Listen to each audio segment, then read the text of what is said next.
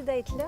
D'ailleurs, les gars, je faisais un atelier en fin de semaine, puis il y avait quelqu'un qui était ici de la France, puis qui disait qu'en France, ils regardaient ça ensemble, les femmes, l'émission, quelque chose comme ça. Oh, super. Génial! Bienvenue, Myriam! Merci beaucoup, Josette. Nous autres, on vient de se rencontrer il y a 2 semaines à peu près, puis c'est Oui. comme si on s'était connus toute notre vie. Oui, je suis d'accord. Myriam m'a été présentée virtuellement par Stéphane Leduc, qu'on adore toutes les deux, Oui.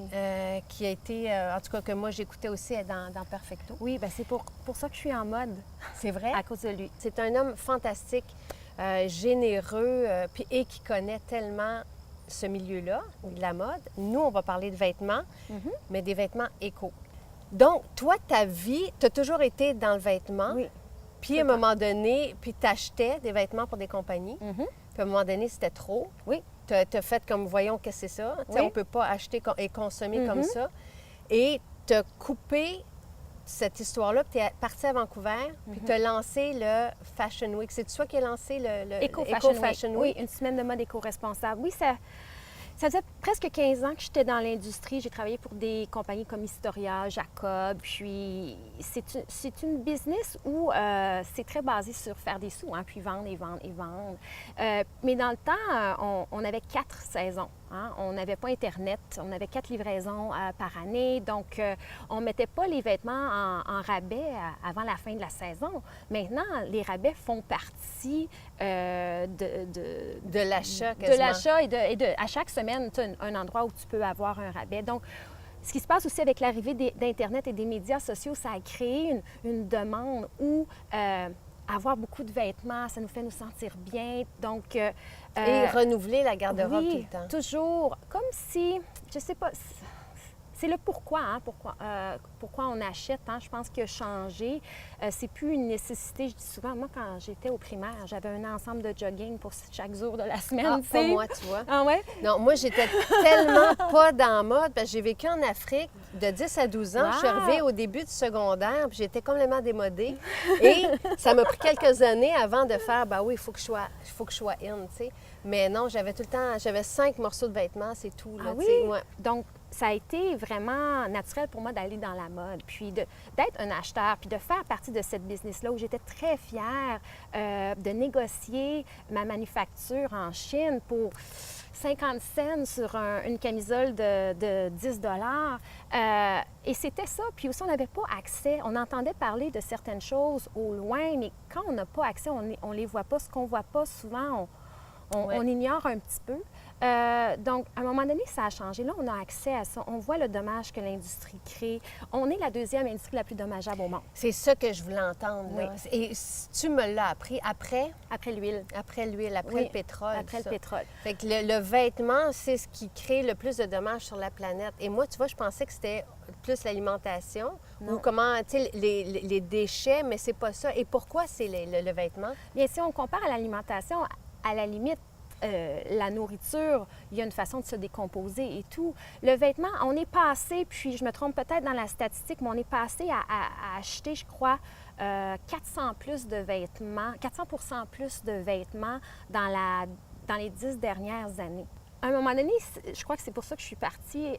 Ça a plus fait de sens. Pourquoi j'ai besoin d'autant de vêtements? Pourquoi j'ai 100 paires de chaussures? Pourquoi ci? Pourquoi ça? Je crois que je remercie beaucoup la vie de m'avoir donné le goût des vêtements de seconde main, des vêtements usagés. Bon, Donc, ça, je suis pas capable. réutilise beaucoup. Oui! Bon, tu m'as dit ça parce que tu as dit, je t'ai demandé, c'est comment on peut faire une différence, puis c'est quoi la première étape? Tu as dit d'aller vers le seconde main. Oui. Réutiliser. Mais moi, j'ai de la difficulté avec ça, sauf pour mes enfants. Mhm. Mes enfants, je les habille dans les ventes de garage, souvent ou dans des friperies. Mais moi, j'ai de la misère à porter un vêtement qui a déjà été porté. Ben, j'entends Par souvent. quelqu'un d'autre. J'entends OK. souvent. Puis c'est pas la seule façon. Moi, je dis que c'est la plus facile parce que c'est déjà là. On ne crée pas quelque chose de nouveau. Mais porter des vêtements usagés, c'est pas nécessairement d'aller dans un magasin usagé. Ça peut être entre amis, Oui, mais c'est ça. entre chums. Quand on se fait des soupers de filles, moi, à chaque fois que j'ai des filles qui viennent chez moi, j'ai toujours une petite pile dans mon salon, là, sur mon petit comptoir. Et hey, les filles, ça, je le mets plus. Ah, OK. Puis souvent, les filles arrivent avec du stock, donc on s'échange entre nous. Donc, Ça, c'est bon. moins comme Oui. quelqu'un que je connais pas. Ouais. je peux vous rassurer qu'il n'y a personne qui a eu une maladie de vêtements usagés. Tu sais, ça se passe très bien, on ne développe pas rien. Et il y a des tout se belles passe bien. friperies. J'en ai trouvé une. Et là, j'ai commencé à acheter là-bas et j'ai hâte de retourner. Et j'ai été capable de les porter. J'ai mis du sel un peu ces vêtements. Enlever les énergies. Enlever les énergies. Je fais ça aussi. Puis on finit toujours par porter les mêmes trucs. Moi, les gens, « Ah, Myriam, t'es en mode, tu dois tellement avoir des beaux vêtements. » Oui, j'ai certaines pièces. Mais là, qu'est-ce que tu portes aujourd'hui? Bien, j'ai la jupe de ma grand-maman. Quand je suis... ma grand-maman, bon, est décédée... c'est, je pense, 1950-1960, quand je suis tombée dans sa garde-robe, tout me faisait, des belles pièces classiques et de la qualité. C'est ça qu'on oublie, on achète des choses qui ne durent pas. Moi, quand ça dure, je vais le porter super longtemps. Ça, c'est une chemise de ma cousine. Mais j'ai mes souliers vegan là, qu'on pourrait... Parce que tu connais aussi des marques qui sont éco, donc qui vont être, tu sais, qui vont avoir des valeurs d'entreprise, qui vont faire à la main, qui vont faire localement aussi, puis qui vont utiliser des matières vegan et qui vont réutiliser. Après, tu me disais que Native, donc ça, c'est la marque de chaussures. C'est qu'il y a plusieurs façons d'être éco. Puis souvent, Puis le mot éco, je trouve que c'est un mot qui est lourd. Hein? Oui. Je reviens souvent là-dessus. Éco, il faut être parfaitement éco. J'aime utiliser transparence, puis j'aime utiliser quelle est votre propre recette, votre recette éco. Bon. Selon votre style de vie, vos valeurs, vos ressources, les ressources matérielles, financières et humaines qui vous entourent. Être une famille puis être une personne seule, c'est pas la même façon, c'est pas la même recette. Toi, tu es vegan, toi, c'est peut-être ta priorité, c'est ne pas avoir de produits animaux. Maintenant, mais j'en ai déjà acheté et je ne vais pas les jeter parce que j'ai déjà acheté du cuir il y a 10 ans. Tu sais, on a un sofa en cuir, on le garde, là, ça fait 25 ans qu'il est là. Non, il ne faut pas gaspiller. Donc, c'est sûr qu'à la longue, il y a une conscience qui est arrivée, mais que je n'avais pas avant. Donc, là, aujourd'hui, je fais attention où le vêtement est fait aussi. Ce qui est important présentement, c'est d'entrer dans un peu ce mouvement-là et ce shift-là, parce qu'on n'a pas le choix. Alors, on est la deuxième industrie la plus dommageable, il faut faire quelque chose. Sans jugement. Il faut arrêter de juger et de pointer du doigt et de blâmer. Bon, un produit vegan qui n'a pas de produit animal. Les animaux n'ont pas été tués. Par contre, ce sont des matières qui peuvent être plus chimiques, qui peuvent causer plus de dommages à l'environnement. Par contre, tu ne tues pas les animaux. Et si toi, ça, c'est ta valeur, je ne peux pas te juger. Par contre, moi, le cuir, c'est ce que je trouve le plus résistant souvent. Puis le cuir vintage, bien, j'en achète au lieu de le jeter dans les poubelles parce qu'une autre statistique que je peux te dire, 81, c'est le nombre de livres là, de vêtements et de textiles que le Nord-Américain moyen jette aux poubelles, qui ne donne pas. Donc, 81 livres de textiles, puis ça inclut le meuble et tout ça. Par personne? Par Nord-Américain. Par Nord-Américain? Se ramasse dans, les poubelles. Pas dans une année. Dans une année. Dans une année? Dans une année. Imaginez-vous la quantité de textiles qui se ramassent dans les poubelles qui pourraient être utilisés. 90 peut être réutilisé et on le jette. Alors, moi, la réutilisation, c'est une de mes passions premières. J'aime réutiliser, j'aime porter. Tout produit qui peut se réutiliser, tout produit, il faut leur donner la vie la plus longue. Absolument. C'est juste ça, continuer c'est ça, à leur donner une vie, puis après ça, bien, les réutiliser, les transformer. On appelle ça l'upcycle, je ne sais pas en français. Recycler, upcycler. Upcycler. Oui. C'est beau, upcycler. Upcyclons ensemble. Upcyclons ensemble.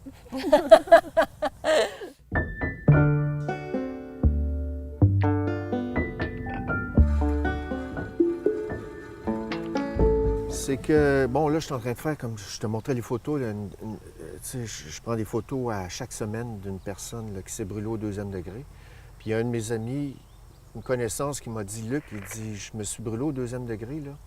Ça a duré 2 ans et demi. Ça, moi, ça va durer quoi? 2 mois et demi, là, tu sais, puis... Mais tu peux montrer juste à David les photos, là, comme à la caméra, là. Donc, c'est quelqu'un qui s'est brûlé. Donc, brûlure 2e degré, descend les jeans, la peau est venue avec les jeans, là, tu sais, puis... Toi, tu l'as soigné avec des huiles. Oui. Les huiles essentielles, un de leurs pouvoirs, c'est vraiment de cicatriser les tissus cutanés. C'est un très haut pouvoir cicatrisant. Je savais pas. Autant les huiles végétales que les huiles essentielles. C'est ça, moi je pensais que tu la soignais plus avec les huiles végétales, l'argousier. Absolument, l'argousier, la rose musquée en premier. La rose musquée, ça a été comme en première intention, juste avec la lavande, pendant quelques jours comme ça. Tu sais qu'au Chili, On soigne les grands brûlés avec la rose musquée Oui. dans les hôpitaux. Là. Oui. C'est très, très connu, ça. Tu sais. Et c'est les La deux lavande, c'est huiles. une bonne huile anti-brûlure, tu sais, comme en première intention, comme ça. Oui, et quand on n'est pas brûlé à ce point-là, moi, je sais que la lavande, j'en ai toujours dans la cuisine, par exemple, puis c'est ce que je mets. Donc, j'ai Voulez-vous- toujours ma petite huile de lavande. Ouais. Si j'ai une brûlure, je mets ça, puis Automatique, ça va. automatique. Ouais. Tu sais, ça empêche de faire des ampoules, ça cicatrise bien. Moi, j'avais quelqu'un qui travaillait dans un restaurant à Montréal qui avait tout le temps son huile essentielle de lavande et de cyste pour un petit Ah, peu le cyste aussi. tout le côté hémostatique ou le côté même tu sais, pour éviter, réduire le temps du saignement. Tu sais. Ouais, OK. c'est ça, ouais. Tu travailles avec combien d'huiles végétales puis combien d'huiles essentielles? C'est sûr que, tu sais, au total, j'en ai 220 quelques huiles avec lesquelles je travaille, sauf que, évidemment, j'ai un lot d'une centaine d'huiles avec principalement qui sont mes favorites. D'autres sont beaucoup plus accessoires, si tu veux. Les huiles végétales, 20 quelques huiles facilement, mais comme tu vois, tu as vu, ou tu sais, dans les émissions précédentes, j'ai mes préférés, hein, tu sais, tout Oui. ce qui est rose musquée, bourrache, arbousier, Bien, c'est ça. rose musquée au CO2, tu sais, puis ah oui, oui, c'est ça. Les je deux donc, huiles végétales avec Ouais. lesquelles la rose musquée et puis la rose l'argousier. musquée au CO2, plus un peu d'argousier, plus un peu de lavande. C'est comme ça que je l'avais fait en première Et intention. Alors, la rose musquée et l'argousier que tu mets dans le sérum, en premier lieu aussi dans les ingrédients Ouais. dans le sérum, Non ils seulement sont- c'est une nourriture pour la peau, mais ça répare la peau, tu sais, ça répare la peau. La rose musquée aussi, on avait parlé pour les taches pigmentaires aussi, éviter quand on répare la peau pour qu'il n'y ait pas des phénomènes d'inégalité au niveau du tissu cutané, tu sais, pour égaliser. Ça, c'est connu aussi, tu sais, ça... Surveillez, si vous ne prenez pas nos produits, surveillez qu'il n'y ait pas d'alcool parce que l'alcool, souvent, quand on a de l'eau, ce qui arrive dans les premiers ingrédients, souvent, dans les cosmétiques traditionnels, on a de l'eau et il va falloir mettre un agent de conservation pour pas que l'ensemble devienne moisissure. C'est super... Vous Ouais. êtes super, les chiens. Qu'est-ce que je disais? Donc, l'idée de l'alcool comme agent de Oui, oui. conservation avec de l'eau. Oui. L'alcool au soleil, ça fait des taches Oui, pigmentaires. l'alcool au soleil, ça fait des taches pigmentaires. Et donc, oui, il faut faire attention, c'est sûr. Là, tu sais. Donc, je sais que particulièrement les produits aliments sont très forts sur l'alcool comme agent de conservation. J'en ai Ah. vu au Québec aussi. Au Québec aussi? Ah, Ouais. OK, je sais pas, je me suis... Même des marques naturelles. Des marques donc, naturelles, ouais, c'est ça, qui se disent naturelles. Donc, c'est ça, oui. C'est busqué et l'argousier extraordinaire pour réparer la peau Réparer et pour le- nourrir. C'est une nourriture. Moi, j'aime beaucoup parler de nourriture pour la peau, pour l'empêcher de devenir carencé en certaines vitamines. Dans le livre aussi, je parle des acides gras essentiels jusqu'à quel point L'as-tu qu'elle vu? est... Ah oui, je le sais. Bien, je l'ai vu en photo, là, sur ton... Ah, OK. Voici, ça, j'en parle. c'est la même première je- fois que tu oui. l'as. Ah oui, merci beaucoup.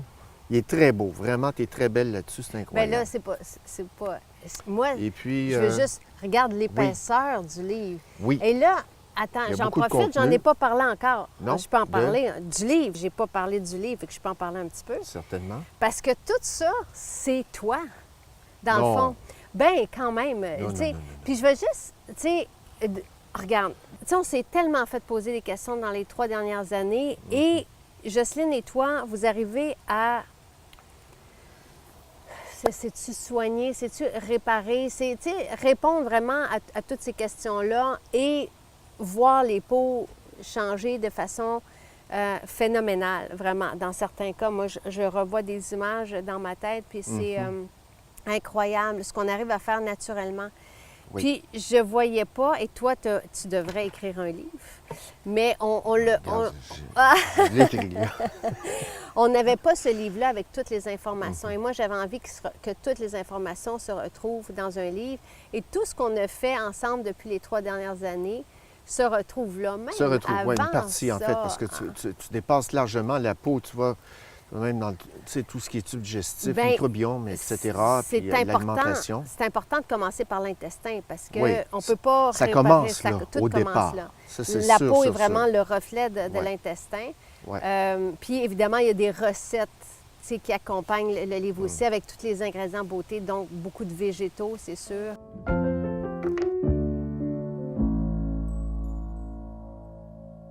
Bonjour Amélie. On va parler des baies de goji aujourd'hui. Oui, Alors, qu'est-ce que c'est? ça me tentait de parler des baies de goji parce que c'est tellement populaire depuis un certain temps, mais les gens vont peut-être se demander pourquoi là, des baies de goji. Oui. D'abord, j'aimerais préciser que nos baies de goji, parce que c'est la marque Naturellement Bio, sont cueillies à 3000 mètres d'altitude dans une partie de la République de Chine. Donc, très haute altitude, très chaud le jour, très frais la nuit. Donc, ça fait des baies vraiment charnues. Donc, déjà là, ils se diffèrent beaucoup des autres qu'on trouve sur le marché. Mais quand on entend Chine, on a peur un peu des fois. Oui, bien, nous, on est très rigoureux dans nos sélections. Je Donc, sais. c'est une baie C'est qui est ça. biologique, Parfait. séchée OK. au grand vent. OK, super, super. Et qu'est-ce que ça nous donne? Les propriétés là, Oui. principales, c'est antioxydant.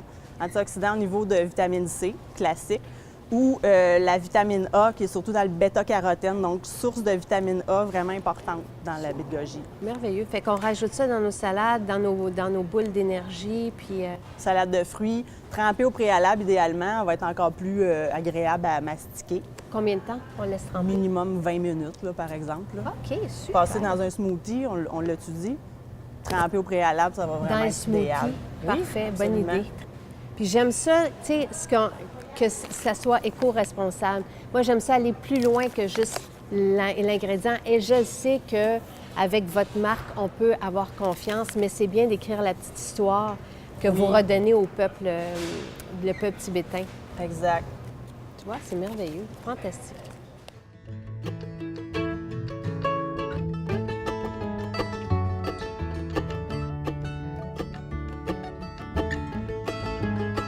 Julie était ici il y a quelques jours. Ah oui, c'était parce que c'était ta fête, puis tu étais venue au salon de beauté. Puis, devant mes petits potagers, elle s'est exclamée que ça n'avait pas de sens, mon affaire. Fait que là, j'ai écrit à Julie, j'ai dit, écoute, parce que Julie qui habite à Montréal, donc en ville, avec un terrain moyen, tu arrives à faire un jardin d'hiver quand même. Fait que là, je me suis dit, OK, viens me donner nos trucs. Donc ici, effectivement, c'est un jardin qui n'a pas beaucoup d'allure. Je trouve que c'est pas rentable. Tu sais, j'ai à peine 3 tomates, là. J'en ai une par semaine. Puis ce que tu me disais aussi, c'est que j'aurais pu en avoir beaucoup plus tôt que ça. Fait que là, on va aller dans mon vrai potager. Donc, année beau, après ça. année, je suis déçue. Parce que c'est de l'énergie. C'est de l'énergie à investir, tu sais, de mettre, de planter. Là, tout est parti de graines cette année. OK. Tu sais, les autres années, je partais pas, mais Ce là, qui est avec déjà les- beaucoup moins cher. c'est moins cher. Je me suis dit, OK, au moins, ça va faire des belles photos, merci. J'ai 10 haricots, 12 peut-être chamoirés, là. Fait Ouais. que je me suis dit, OK, je vais les prendre pour des photos. Ça va faire des belles Fait photos. en fait, finalement, ce que tu trouves, c'est que tu n'as pas assez de chaque chose pour être capable d'en manger, Ben, je mettons. me dis, c'est impossible. Tu peux Ouais. pas. Tu sais, quand tu veux devenir autonome, le but, c'est ça. J'ai eu comme 8 petites patates, là, tu sais. Fait que je me disais, OK, c'est quoi le secret? Sauf que je vais vous dire quelque chose. Ici, c'est de la terre qu'on a faite, donc qui est devenue fertile. Et ce qu'on avait fait dans les années dernières, parce qu'acheter de la terre, c'est cher. Et on veut pas ça. Et moi, quand je me suis rendu compte qu'on pouvait faire de la terre, je Tu as me fait suis ton trouvée sol avec ton king. compost, là. Non, on a fait des patates. On a pris OK. du dessus de terre qu'on a reviré à l'envers. On a mis des branches, des petites branches OK. très fines. Puis à travers ça, on est allé mettre des patates, des sacs de patates. Et là, c'est devenu 2 ans plus tard une terre fertile. Donc, c'est Maxime. quoi, toi, tes secrets et avec quoi tu as commencé? Parce que tu as lu beaucoup. En fait, j'ai apporté une couverture de rang. La première chose, c'est que tu peux extensionner ta saison au début de la saison puis à la fin de la saison. Donc, te protéger ta terre du froid au début. Attends, où est-ce qu'on va mettre nos petites tomates? Je vais les mettre dans mes poches ici. Précieuse tomate. Ben oui. Regarde bien. Ça, c'est grand, là. Donc ça, tu commandes ça. Oui, celle-là est très mince. C'est plutôt une couverture qui est faite pour protéger contre les insectes. Parce que moi, je suis en ville, j'ai la joie d'avoir plein d'écureuils. Donc, Regarde, mettons, tu mettrais ça dessus, là. Puis, de chaque côté, là, tu la doublerais. Mais de chaque côté, tu la fais tenir juste avec des roches dessus ou des briques, OK. ou tu t'épingles les 4 coins. Et ça Selon l'épaisseur, celle-là est très mince, elle filtre pas beaucoup, mais selon l'épaisseur, tu peux aller gagner 2-4 degrés. OK. Ça laisse passer la lumière. Ça laisse passer le l'humidité. soleil et l'eau aussi. Quand il C'est pleut, ça. ça pleut dedans. Fait que ça, c'est comme pour les paresseux, là, comme moi, là, mettons, mon jardin. Là, Ben, c'est- ou des personnes Qui ont une pas vie, beaucoup de temps. C'est ça. Bien, ça, tu n'as pas besoin de l'enlever, la remettre, l'enlever, la remettre. Tu la places, puis ça protège. OK. Ça va protéger tes plantes des insectes qui viennent grignoter tes feuilles, qui viennent manger tes plants. Tu sais, chez nous, il y a des marmottes, des ratons laveurs, des écureuils, ils bouffent tout. Cette année, j'ai pas fait ça. C'est-à-dire que je le faisais pour la chaleur, mais je le faisais pas pour protéger mes plants à date. Puis cette année, l'écureuil a mangé tous mes plants de melon. C'est un peu frustrant. Mais OK. tu peux aussi couvrir pour protéger des intempéries. Puis moi-même, l'hiver, mes fines herbes, je les laisse en dessous de la couverture, je les laisse tout l'hiver. Ce qui fait qu'il n'y a jamais de glace ni de neige qui touche directement. Puis quand j'arrive au printemps, j'ai de l'origan et j'ai de la sauge, mais super et rapidement.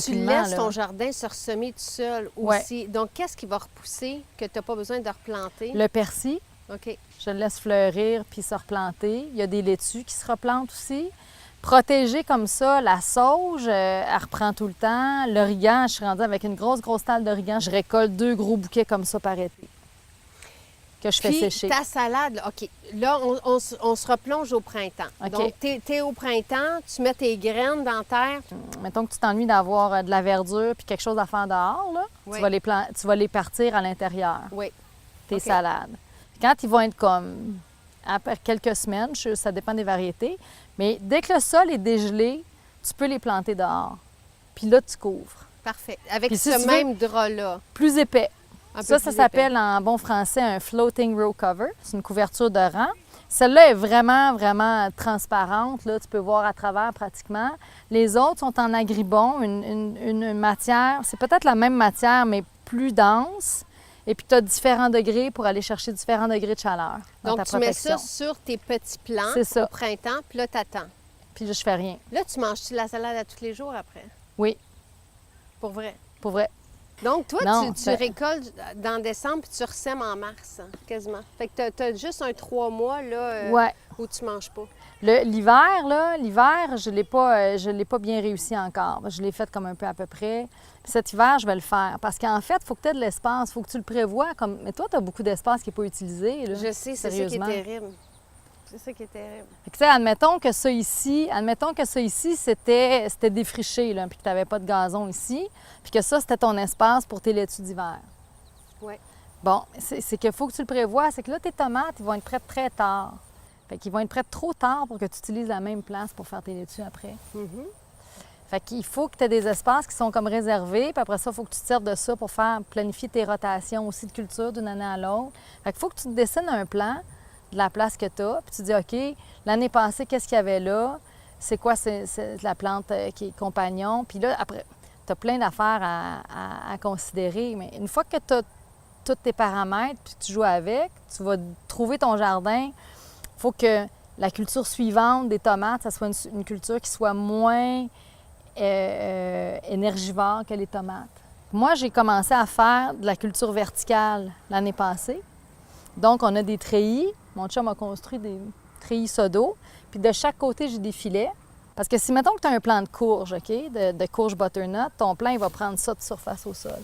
Si tu le fais grimper, il va prendre la place du plant, puis tout ce qui va occuper de place, c'est en hauteur. Fait qu'au sol, ça me prend juste ça. Fait que tu as des filets partout. J'ai une tour de gourgane, admettons, à côté, j'ai une tour de haricots grimpants. Après ça, j'ai une tour de courge butternut. Et en tout, ça prend peut-être l'équivalent de ça. Ah, génial.